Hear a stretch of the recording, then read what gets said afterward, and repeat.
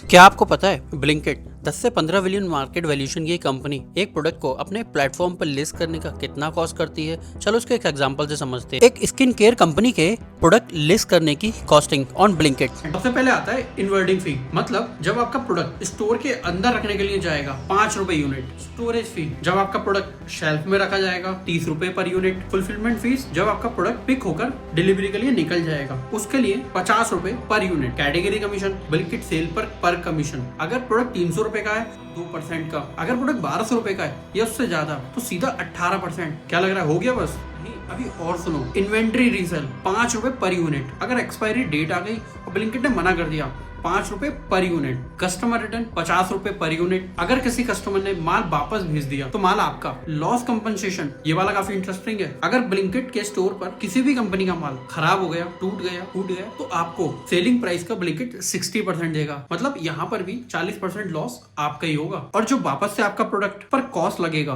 वो भी सबके बाद में एक कॉस्ट जो सबसे इंपॉर्टेंट है 25,000 रुपए पर SKU लिस्टिंग के लिए ऑन ब्लिंकिट। फिर बाद में प्लेटफॉर्म ने बोल दिया कि इस पैसे को आप अपने वॉलेट में ही रख सकते हो और अपने प्रोडक्ट को प्रमोट करने के लिए एडवर्टीजमेंट चला सकते हो। मतलब यहाँ इन्होंने ये स्ट्रेटेजी लगाई कि कस्टमर से एक बार में पैसा नहीं लेना है, धीरे धीरे करके पैसा निकालना है। क्योंकि 25,000 से वो एडवर्टीजमेंट चलाएगा तो कस्टमर का माल तो बिकेगा ही, और माल बिकने के बाद वो 10 SKUs और ऐड करेगा तो 25,000 इंटू 10 कर लो, 2.5 लाख रुपए आ जाएगा। तो अगर आप यहाँ तक आकर इतना झेल चुके हो तो उसके आगे भी एक कॉस्ट और देनी पड़ेगी। अगर आपका प्रोडक्ट ब्लिंकिट के शेल्फ में रखा हुआ है 0 to 30 डेज तो 1 रुपए external per unit per day लगेगा। मतलब अगर आपने 300 यूनिट रख रखी हैं तो 9,000 रुपए पर मंथ एक्स्ट्रा आपको पे करना पड़ेगा। और सपोज करो अगर प्रोडक्ट 30 दिन के बाद भी शेल्फ में रखा रह गया तो यहाँ 1 रुपए से बढ़कर 7 रुपए हो जाएगा। मतलब 500 रुपए का सिर्फ प्रोडक्ट है और 200 रुपए प्रोडक्ट को सेल करने का प्लेटफॉर्म फी आपको देना पड़ेगा। डू यू रियली थिंक क्या कोई D2C स्मॉल स्टार्टअप यहाँ सर्वाइव कर सकता है? तो फंडा यहाँ क्लियर है। इस क्विक डिलीवरी का फायदा सिर्फ ये कंपनियां उठा पा रही हैं और कोई नहीं ले पा रहा। तो क्या लगता है आपको? कमेंट करके बताओ और फॉलो करो डिकोडिंग बिजनेस को for more such business breakdown.